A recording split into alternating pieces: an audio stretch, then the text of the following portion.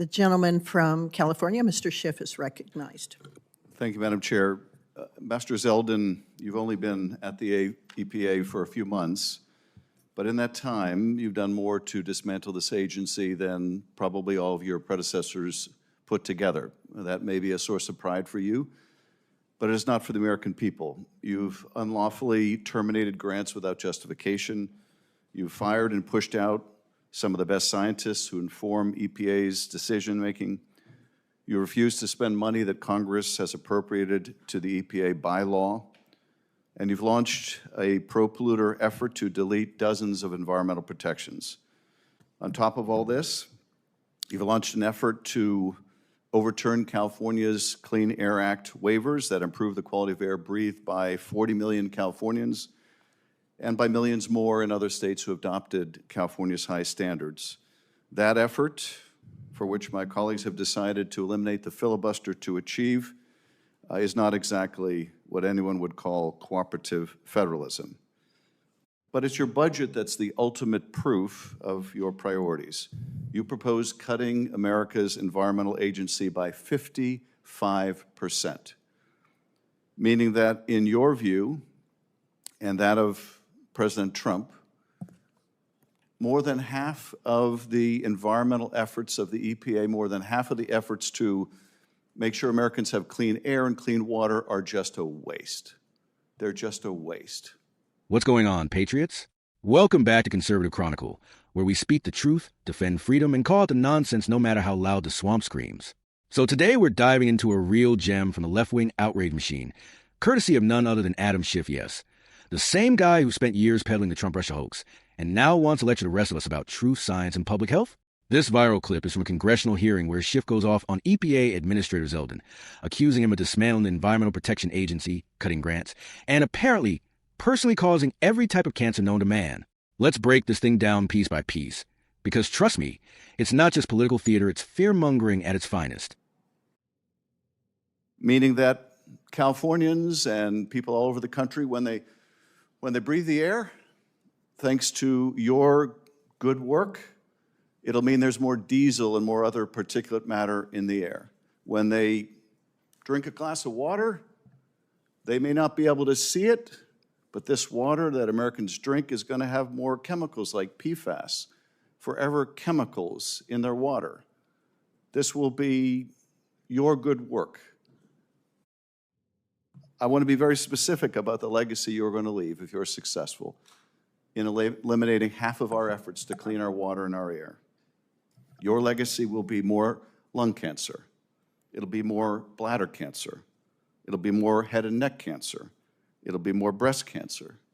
It'll be more leukemia and pancreatic cancer, more liver cancer, more skin cancer, more kidney cancer, more testicular cancer, more colorectal cancer, more rare cancers of innumerable varieties. That will be your legacy.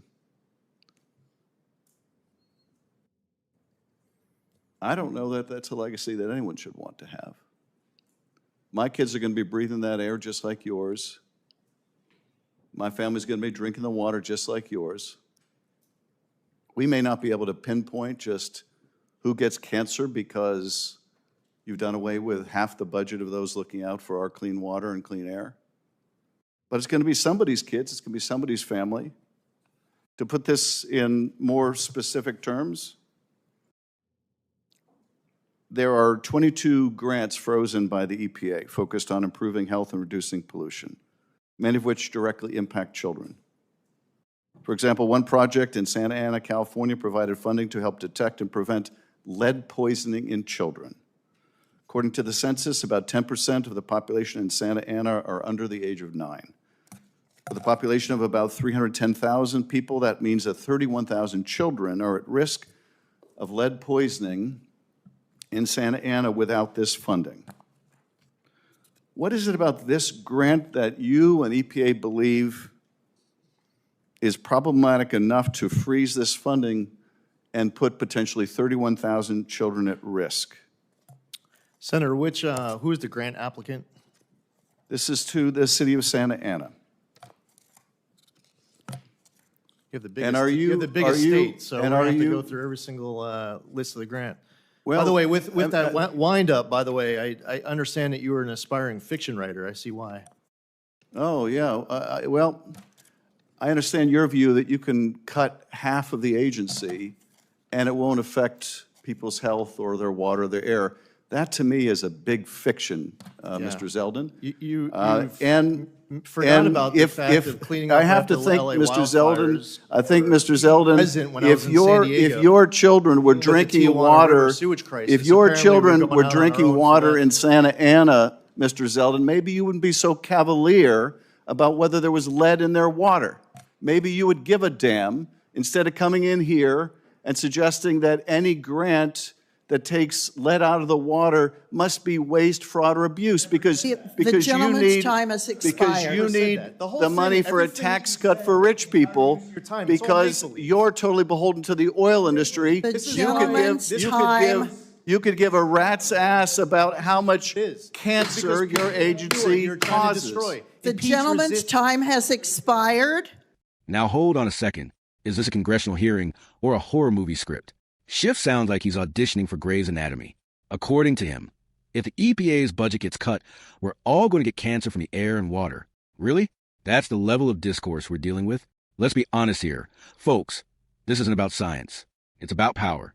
The left loves bloated government agencies because it gives them control over business, over land, over people. That's what this is really about. Now Schiff's main beef is that Zeldin proposed cutting the EPA's budget by 55%. Sounds scary, right? Unless you realize that the EPA has been bloated for decades, funding pet projects, green energy boondoggles, and climate change studies that serve more as political propaganda than scientific research. Cutting the budget doesn't mean pollute the air or poison the water. It means getting back to basics. Clean water? Sure. Clean air? Absolutely. But do we need billions of dollars going to activist grants and bureaucrats who've never set foot in the private sector? No thanks. Now let's talk about Santa Ana. Schiff's waving the flag for a lead poisoning prevention grant sounds noble on the surface. But here's the truth they never tell you. The government is not always the most efficient or honest steward of your tax dollars. You think every grant is squeaky clean? These programs are riddled with waste, fraud, and abuse. And when an administrator like Zeldin comes in and asks questions, the left loses their minds. Because their sacred cow big government is being challenged. Boom. Now that's the kind of pushback we love to see. Schiff doesn't get to sit there acting like the moral compass of America after spending years lying to the American people. That fiction writer line? It was gold. Zeldin isn't just defending himself, he's exposing the drama and the dishonesty in these DC spectacles. And he's doing it with facts, not emotional manipulation. Schiff accuses Zeldin of launching a pro-polluter agenda, another classic leftist smear. Translation: Zeldin isn't worshiping at the altar of climate change, and he's not rubber-stamping every radical regulation that crushes American industry. Patriots, let me be clear. Protecting the environment doesn't mean destroying the economy. It doesn't mean shutting down energy production, putting Americans out of work, or handing over our energy independence to China so we can feel better about our carbon footprint. The most disgusting part? Schiff using cancer as a political weapon, saying Zeldin's policies will cause breast cancer, leukemia, even rare cancers? That's not just disingenuous, it's shameful. If you want to talk about health risks, how about the fentanyl pouring over our open border? How about the mental health crisis from lockdown policies? But no, we're supposed to believe the real threat to our children is cutting bureaucracy at the EPA. Give me a break. Here's what this is really about. Folks, this is about control. The left wants to control what businesses can produce, how much energy you can use, what kind of car you can drive, and even what kind of stove you can cook on. And they're using health and climate as the cover story for their agenda. Zeldin is doing what every conservative should be doing, cutting waste, pushing back on unelected bureaucrats, and restoring constitutional limits on the federal government. So don't fall for the drama.